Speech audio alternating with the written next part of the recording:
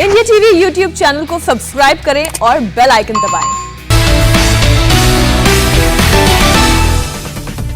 संयुक्त राष्ट्र में आज पाकिस्तान को करारा जवाब दे सकते हैं प्रधानमंत्री मोदी। वॉशिंगटन से न्यूयॉर्क पहुंचे, शाम 6:30 बजे यूनाइटेड नेशन जनरल असेंबली को करेंगे संबोधित। संयुक्त राष्ट्र के मंच से भारत कोरोना, आतंकवाद से लड़ाई, जलवायु परिवर्तन और दूसरे अहम मुद्दों पर रखेंगे अपनी बात। गरीबी से लड़ने वाली संस्था ग्लोबल सिटीजन के ग्लोबल सिटीजन लाइव को वर्चुअली संबोधित करेंगे मोदी। 120 देश में होगा भाषण का प्रसारण। न्यूयॉर्क में होटल के बाहर लोगों से मिले मोदी। वंदे मातरम और भारत माता की जय के नारे लगे। यूनाइटेड नेशन में भारत का पाकिस्तान को मुंहतोड़ जवाब। फर्स्ट सेक्रेटरी स्नेहा दुबे ने कहा, पूरी दुनिया जानती है पाकिस्तान आतंकवादियों का कितना बड़ा पनाहगाह है।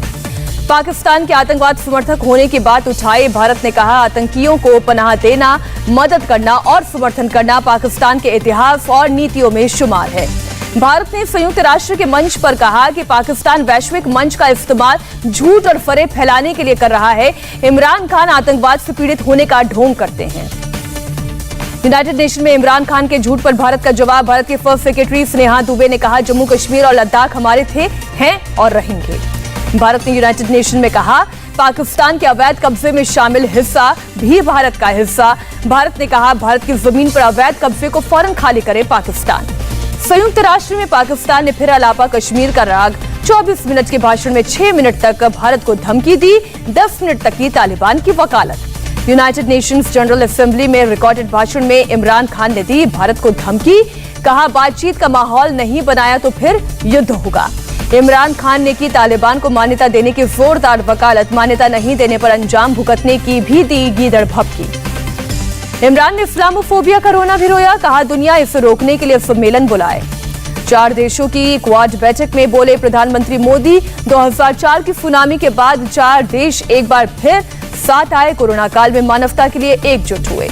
पीएम मोदी ने क्वाड देशों के हिंद प्रशांत क्षेत्र में साथ मिलकर काम करने पर दिया जोर। कहा, क्वाड का मकसद सभी साथ मिलकर दुनिया में शांति स्थापित करें।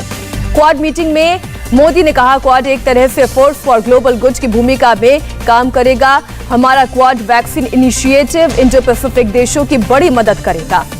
पीएम मोदी ने कहा, क्वाड देशों ने पॉजिटिव सोच के साथ आगे बढ़ने का निर्णय लिया है। मुझे क्वाड सदस्यों के साथ वैश्विक सुरक्षा, जलवायु परिवर्तन या कोविड रिस्पांस या प्रौद्योगिकी में सहयोग पर चर्चा करने में खुशी होगी। पीएम मोदी ने ट्विटर पर शेयर की क्वाड मीटिंग की तस्वीरें। लिखा, चर्चा व्यापक और प्रोडक्टिव हुई है। क्वाड की पहली इन पर्सन मीटिंग में अमेरिकी राष्ट्रपति जो बाइडेन ने तीनों राष्ट्राध्यक्षों का व्हाइट हाउस में स्वागत किया। कहा, क्वाड के देशों का भविष्य के लिए एक समान दृष्टिकोण। जो बाइडेन ने भारत की तारीफ की। कहा, वैश्विक आपूर्ति को बढ़ावा देने के लिए भारत 1 बिलियन कोरोना वैक्सीन का उत्पादन करने की राह पर। राष्ट्रपति जो बाइडेन ने कहा, चारों देश कोविड से लेकर जलवायु परिवर्तन समेत प्रमुख चुनौतियों का सामना करने के लिए एक साथ आए हैं। बाइडेन ने क्वाड देशों के छात्रों के लिए क्वाड फेलोशिप का ऐलान किया। कहा, अमेरिका कल के नेताओं की प्रगति पर निवेश करता है। क्वाड मीटिंग से पहले प्रधानमंत्री मोदी और राष्ट्रपति बाइडेन के बीच हुई द्विपक्षीय बातचीत। व्हाइट हाउस के ओवल ऑफिस में करीब 90 मिनट तक चली मीटिंग। व्हाइट हाउस में जो बाइडेन की मेजबानी की तस्वीरें मोदी ने ट्विटर पर शेयर की। लिखा, भारत और अमेरिका के बीच सहयोग को और आगे बढ़ाने पर चर्चा हुई। पीएम मोदी से मुलाकात के बाद बोले बाइडेन। कहा, भारत और अमेरिका दुनिया के सबसे बड़े लोकतंत्र, दोनों देश सबसे कठिन चुनौतियों का एक साथ सामना करने के लिए प्रतिबद्ध।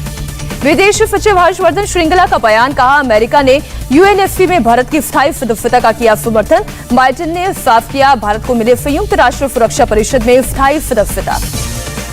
अमित शाह सहकारिता के पहले mega conference national cooperative conference को संबोधित करेंगे। दिल्ली के IGI स्टेडियम में सुबह 11:15 बजे से कार्यक्रम की शुरुआत हो चुकी है। थोड़ी देर में गवर्नर हाउस पहुंचेंगे पंजाब के नए सीएम चरणजीत सिंह चन्नी। नए मिनिस्टर्स को सौंपेंगे लिस्ट। चरणजीत सिंह चन्नी की कैबिनेट को राहुल गांधी ने दी हरी झंडी। सूत्रों के मुताबिक राहुल और चन्नी की देर रात तक चली बैठक। ब्रह्म मोहिंद्रा, राणा गुरजीत, मनप्रीत बादल के नाम फाइनल।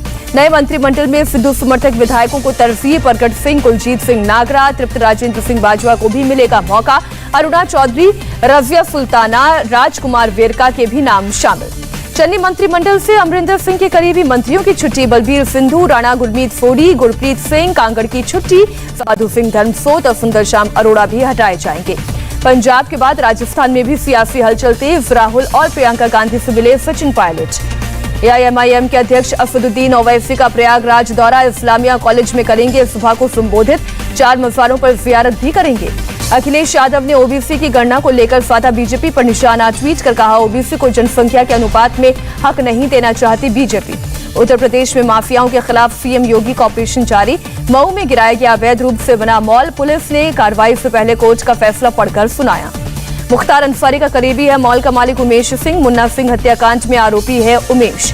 रोहिणी कोर्ट में शूट आउट के बाद बढ़ाई गई सुरक्षा, कोर्ट परिसर में भारी पुलिस बल तैनात। कल कोर्ट रूम में हुई गैंग वॉर में गैंगस्टर गोगी और 2 हमलावर हुए थे ढेर। रोहिणी कोर्ट परिसर में गैंगस्टर गोगी की हत्या के बाद दिल्ली में गैंग वॉर की आशंका, तिहाड़ जेल, मंडोली जेल और रोहिणी जेल समेत दिल्ली की सभी जेलों को अलर्ट पर रखा गया। दिल्ली पुलिस कमिश्नर से मिले बार काउंसिल ऑफ दिल्ली के चेयरमैन, कोर्ट परिसर में सुरक्षा के मुद्दे पर हुई मुलाकात। कमिश्नर ने 1 सप्ताह के अंदर सिक्योरिटी अपडेट का भरोसा दिया। हाई अलर्ट के बाद गैंगस्टर लॉरेंस बिश्नोई को तिहाड़ जेल में देर रात राजस्थान की जेल में शिफ्ट किया गया।